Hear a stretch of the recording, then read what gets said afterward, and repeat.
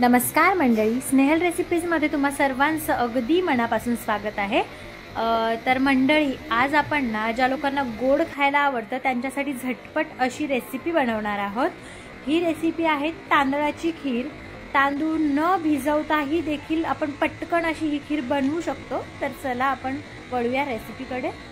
आता इथे मी गॅसवर एक स्टीलची कढई ठेवली आणि गॅस ऑन करून घेतलाय। गॅस एकदम स्लोच ठेवायचा आहे आणि त्यानंतर मी हे 2 चमचे साजूक तूप घेतलंय। ते तूप कढईत टाकून घ्यायचंय। 2 चमचे तुपातच आपल्याला पूर्ण खीर बनवायची आहे।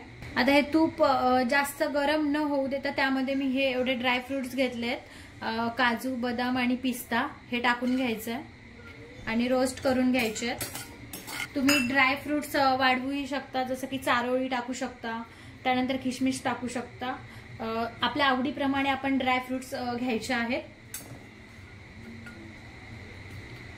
जर असं वाटतंय की गॅस एकदमच स्लो आहे तर थोडासा फ्लेम वाढवायचा आहे, जेणेकरून पटकन ड्राय फ्रूट रोस्ट होतील।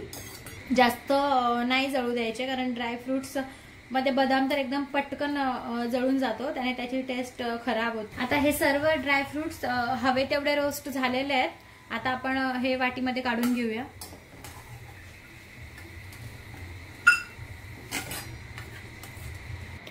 आता मी इथे एक छोटी वाटी आंबेमोहर तांदूळ घेतलेत। आता हे आपल्याला व्यवस्थित भाजून घ्यायचे आहेत तुपामध्ये।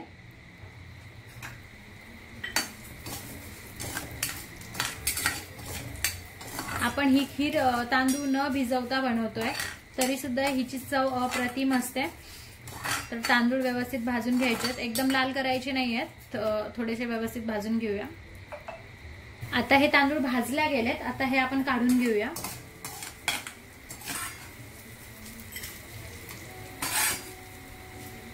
आता हे तांदूळ मी एका प्लेटमध्ये काढून घेतलेत, जेणेकरून ते लवकर थंड होतील आणि थंड झाल्यानंतर ह्या तांदूळांची एक बारीक पावडर करून घ्यायची आहे। तोपर्यंत आपण पुढच्या प्रोसेसकडे वळूया। आता इथे मी कढईमध्ये अर्धा लिटर दूध टाकून घेतलंय।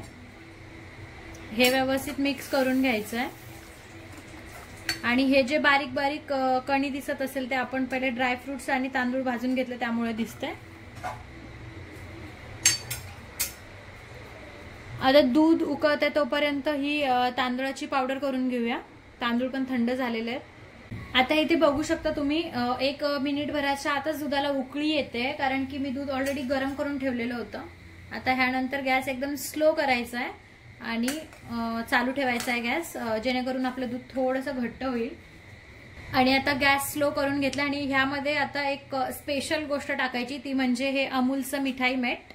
ह्याच्याने खीरला थोडा घट्टपणा पण येतो आणि चव पण खूप छान लागते।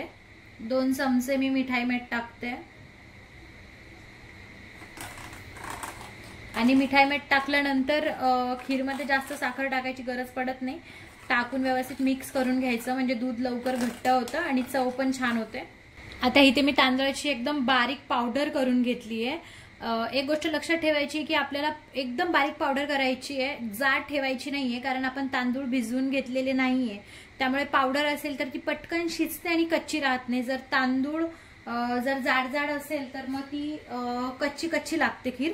आणि आता आपण हे पूर्ण पावडर तांदळाची टाकून घेऊया दुधामध्ये आणि मिक्स करून घेऊया। आणि तांदूळामुळे कधी कधी गुठळ्या होतात आतमध्ये, ते आपल्याला फोडून घ्यायच्या आहेत। जास्त नाही होत, शक्यतो थोड्याफार होतात, तर ते आपल्याला फोडून घ्यायच्या आहेत। आणि एक 10 मिनिटं आपल्याला मीडियम गॅसवर हे शिजवून घ्यायचंय, म्हणजे ते व्यवस्थित शिजतं।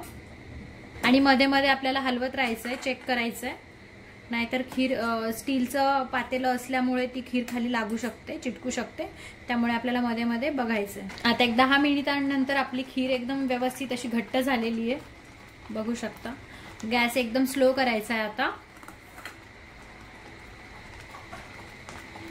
आणि हे एक मीडियम साईजची वाटी, अर्धी वाटी साखर टाकायचं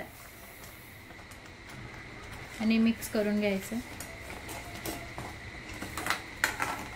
साखर आपण आपल्या प्रमाणानुसार टाकू शकतो, म्हणजे आपण किती गोड खातो त्यानुसार। आणि मिक्स करायचं। आता पूर्ण साखर मिक्स करून झाल्यानंतर ह्याच्यामध्ये हे रोस्ट करून घेतलेले ड्रायफ्रुट्स टाकून घेऊया आणि पुन्हा मिक्स करायचं. साखर लगेच विरघळते त्यामुळे आपण साखर शेवटी टाकतो. बघू शकता किती मस्त खीर घट्ट झालेली आहे. त्यानंतर आपल्याला वेलची पावडर टाकून घ्यायची आहे, ते पण मिक्स करून घ्यायचं.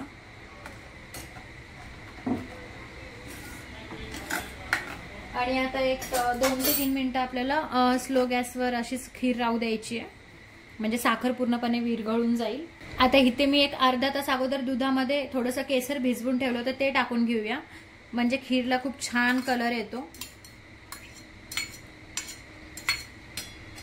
बघू शकता खीरला किती छान कलर आलाय. आता गॅस बंद करूया आणि डिश सर्व करून घेऊया.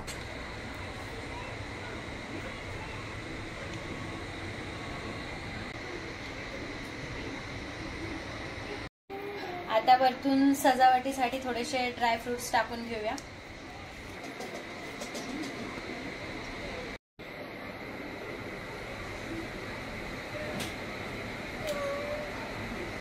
तर बघू शकता आपली एकदम क्रीमी अशी खीर तयार आहे. तुम्ही ही खीर इमर्जन्सीमध्ये तुमच्या इथे कोणी पाहुणे आले, तुम्ही तांदूळ भिजवलेले नाहीये किंवा खीरसाठी शेवई नाहीये, तर तुम्ही ही खीर ट्राय करू शकता. तर तुम्हाला ही रेसिपी कशी वाटली हे नक्की कमेंटमध्ये सांगा. लाईक करा, शेअर करा आणि माझ्या चॅनलला सबस्क्राईब करा.